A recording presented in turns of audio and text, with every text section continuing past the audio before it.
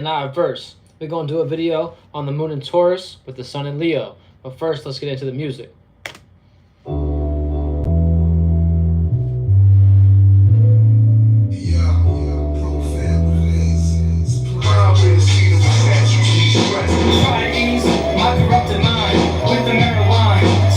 Like the sky said, well, my eyes can find clothes, done open up doors, my bust to see it grows on, through the heart I'm reborn. When you die, we look how you synthesize, define how I stay alive. Survival tactics, in some gangs, I face factions, my pop is the weapon, never half-stepping, million man march, I'm a million and one, the rhyme be the scenery shit, I'm high as it get, got to supply the broadness. The rhyme be the scenery shit. I'm high as it get. Got to supply the broadness. Hey yo, conscious, flip a continental plate, tectonic shit. Matter like my phonics, MC atomic. Never kick my feet up, let some kid in verse. How they got pissed, conscious. Never switch a set, I see the disconnect. Organization, truthfully, put us all in categories. So you asking what I am or what I'm not. This the real hip hop, I puff pop, never touch blocks. Cause I create, could have me in a casket, hopefully. And the voice forever globally. Shit, universe is just a city to me. Universe is just a city to me. The rhyme be scenery. Shit, I'm high as it get, got to supply the broadness. Salute Dirty Sanchez, homie just dropped a new track. Check that out, it's called Gold. Shout out Dirty. Yeah. Put some Henny on the ground. Please go.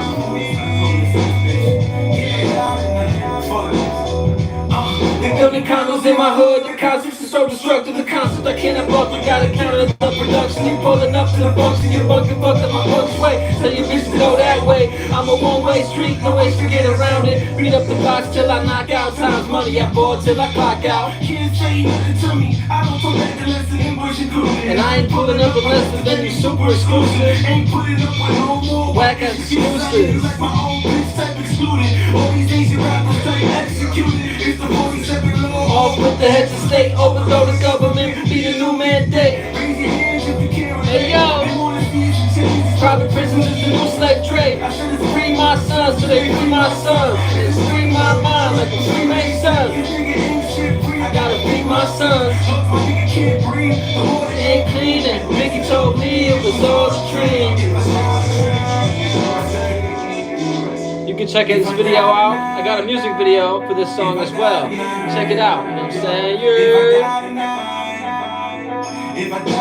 Drop off the mic in your cranium. The science of the titanium is steel sharp and steel. You know my steez up. Send the races to the killing fields. With Johnny trained them. Johnny dangerous and conscious. Can't contain them. Haters bow in our face. Flow on point as a laser beam through your steel. In the flash, fuck the mask off. Hit to say, oh, I can't believe today was a good day. Disbelievers telling me I'm not gifted. In a few years, gonna be stealing my style, shoplifting, incandescent. True MC, I really rep this.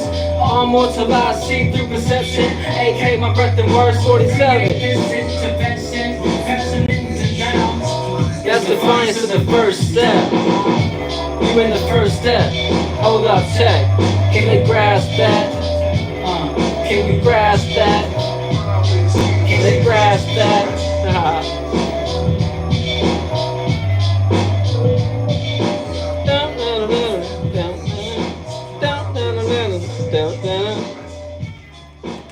But yeah, with all that being said, we got the moon in Taurus and the sun in Leo.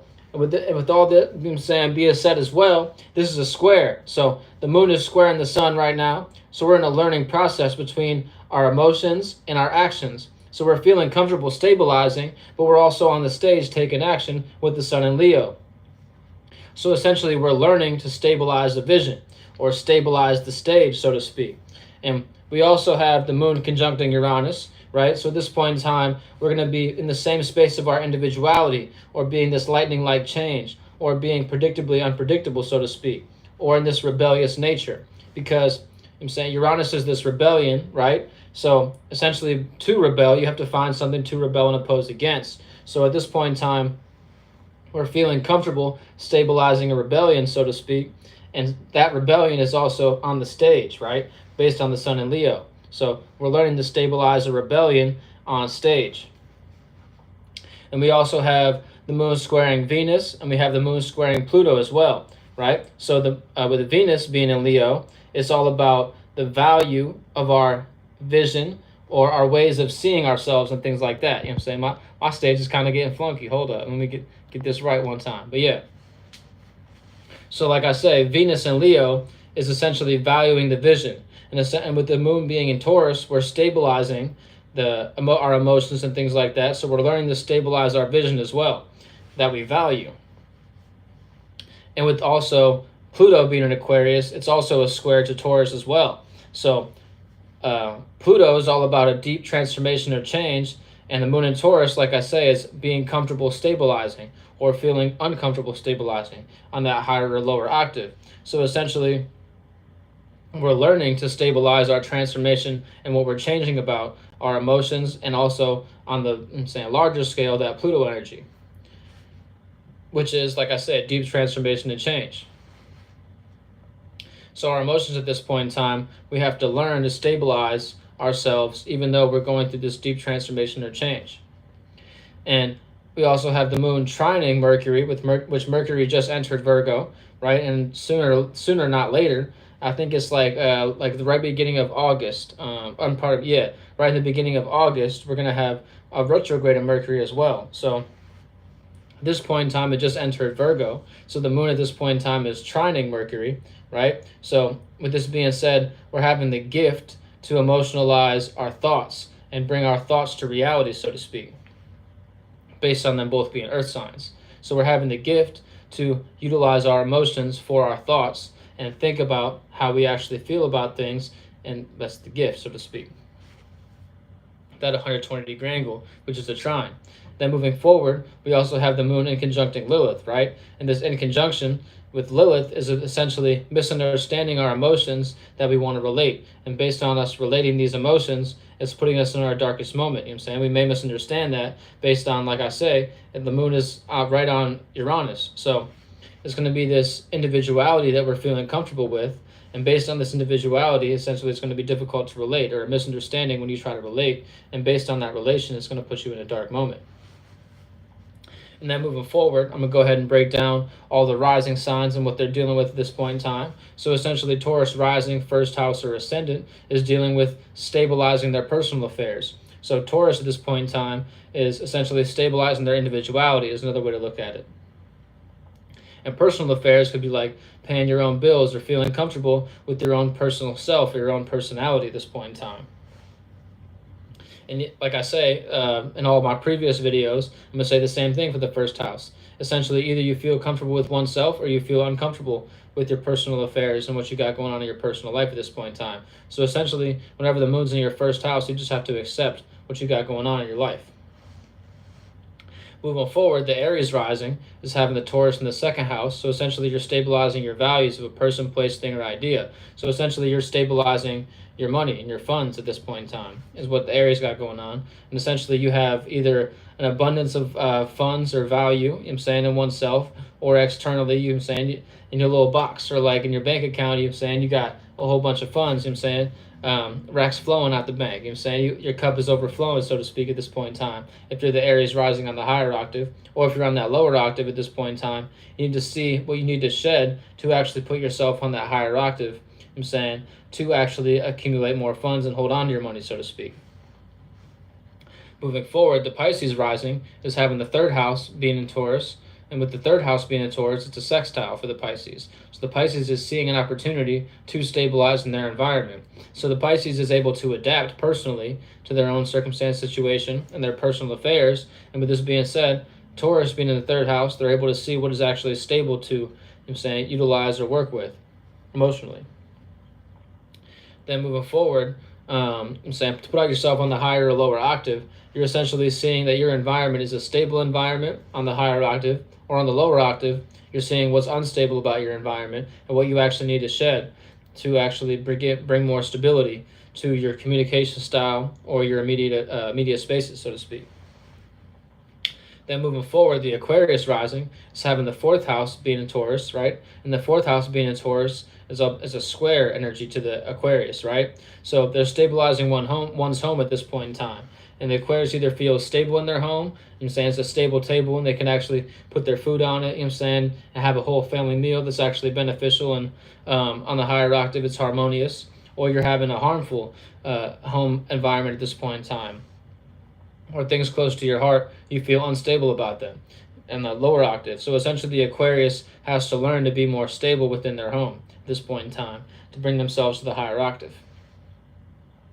Moving forward, the Capricorn rising is having the fifth house being in Taurus, and the fifth house is all about the expression.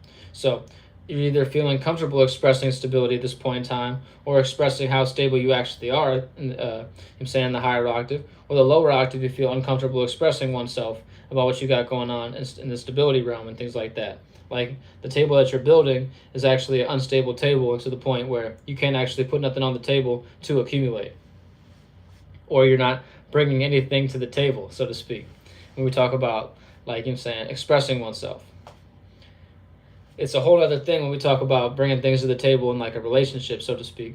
But it's actually kind of the same kind of energy, and it's kind of an allegory you could utilize at this point in time. Like, can you actually bring things to the table, and is the table actually stable to express yourself and things like that? And do you find it being beneficial? Moving forward, the Capricorn rising, pardon me, I just went over the Capricorn rising. The Sagittarius rising is having the sixth house being in Taurus, right? And the sixth house is essentially about your work, your routine, and your pattern. So essentially, the Sagittarius is having a stable routine or pattern, or stable work environment, things like that. Or they're actually having a stability in health. So essentially, you're having a healthy circumstance situation going on for your sixth house, right? Or you may misunderstand, right? Because it's a 150-degree angle being that Sagittarius to the Taurus.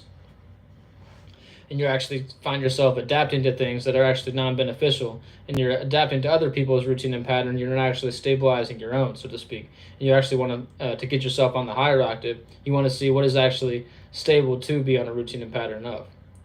Like, what can you find stability in the routine of your own circumstance situation? So like, is your schedule something you could actually benefit from, to the point where your routine is like in a circumstance situation where you can actually utilize it to put yourself on a more comfortable space, so to speak. So we're talking about the moon here. Then moving forward, the Scorpio rising is having the seventh house being in Taurus, right? And the seventh house being in Taurus is all about relating your stability at this point in time. Either you're stable in your relations or you're unstable in your relations. Simple as that for the Scorpio. So essentially, you want to either shed your relationships that are unstable, or actually continue to work with the relationships that you are working with, and actually see, okay, what do I need to shed about oneself when I am relating, to actually make others feel comfortable and make myself feel more comfortable at this point in time. Moving forward, the Libra rising is having the eighth house being in Taurus, and the eighth house being in Taurus is about behind the scenes stability, or stabilizing what you got going on secret wise. So essentially, like where you have those shared values, do you actually feel comfortable sharing your values with others at this point in time? And isn't it actually a stable circumstance situation that you're going through? And the Libra may misunderstand, because they always want to create balance and things like that. So essentially, what they got going on behind the scenes, they're always trying to create balance, and they don't realize that everybody's kind of like taking advantage of them at this point in time, and it's actually creating an unstable table for their own selves. So essentially, the Libra has to realize that this is like a misunderstanding whenever they actually try to relate too much, to a point where you can actually find stability in what you got going on behind the scenes and for your own circumstance situation. And like I say, to put yourself on that higher octave, you want to realize, maybe I need to create balance within myself, or whenever nobody else is looking, I need to see, okay, how do I create this balance for oneself? Moving forward, the Virgo rising is having the ninth house being in Taurus, and the ninth house being in Taurus is a trine, right, to the Virgo. So essentially, it's a gift to experience a status, or experience stability and things like that. So, pardon me, I kind of mixed the ninth and the 10th house together. So essentially, like I said, the Virgo is either experiencing stability, or at this point in time, they're experiencing instability. So if you're experiencing instability, you need to see what kind of circumstance, situation, or experience that you're going through that makes you feel unstable. at this point in time. You need to shed that based on it being the waning moon.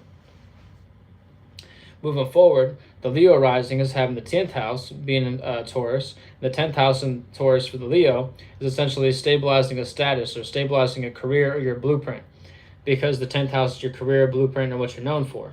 So at this point in time, is the Leo known as a stable individual to a point where you can depend on them to always be consistent upon what they got going on and continue to hold up that status. Like, for example, I'm having consistency in expressing myself when we talk about the moon and doing these moon videos at this point in time.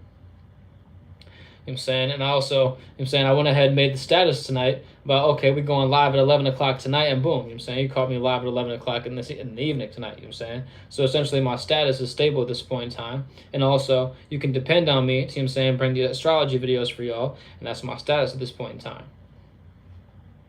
For, you know what I'm saying, to put myself on the forefront, to be an example for the Leos. You know what I'm saying? So it's either you're stable in your status and you feel comfortable being stable in that status on the higher octave, or you're uncomfortable stabilizing your status at this point in time to the point where the Leo has been lying too much to a point where it's actually creating instability and people can't actually assume what you got going on and things like that and know what you got going on and what you're known for.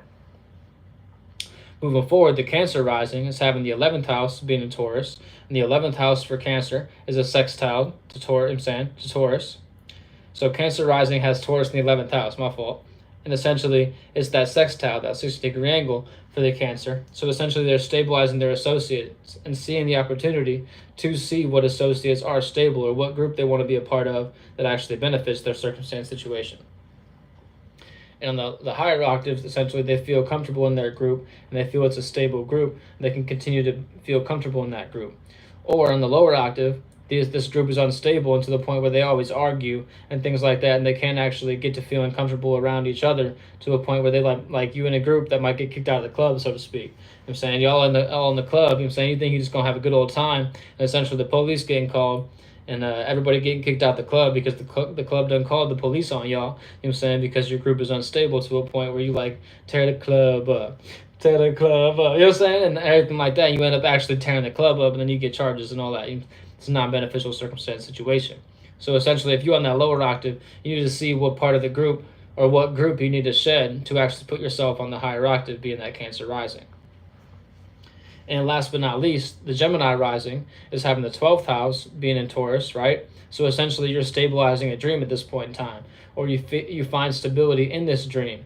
So it's like the Gemini has like ideals and things like that. And essentially, if the ideal that you're thinking about and this dream that you're thinking about brings stability to oneself, and you can continue to utilize this thought to bring stability in oneself, that's essentially putting yourself on the higher octave.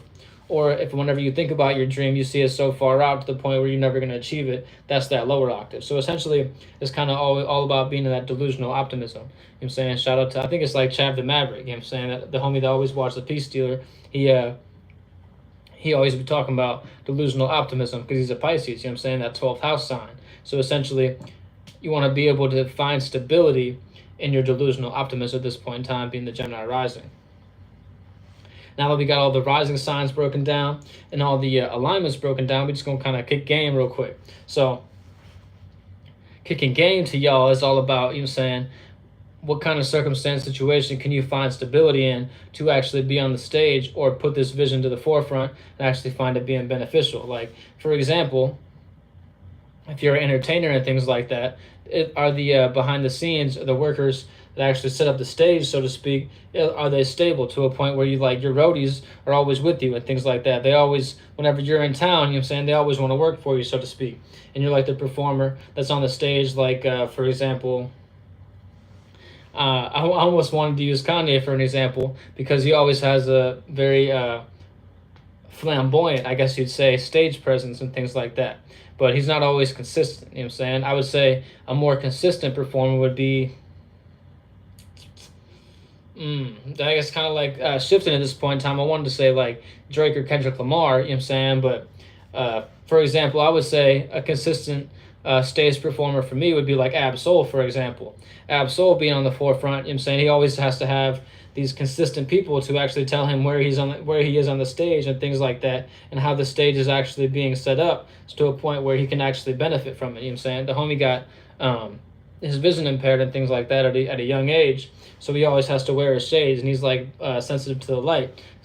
So essentially, all the lights being on him on stage, he needs to know where can I find stability on the stage and continue to utilize the stage to actually benefit oneself. Like, shout out to the homie Doe Burger, rest in peace, long live. You know what I'm saying? He was always with Absol and things like that, and he was like his hype man, so to speak.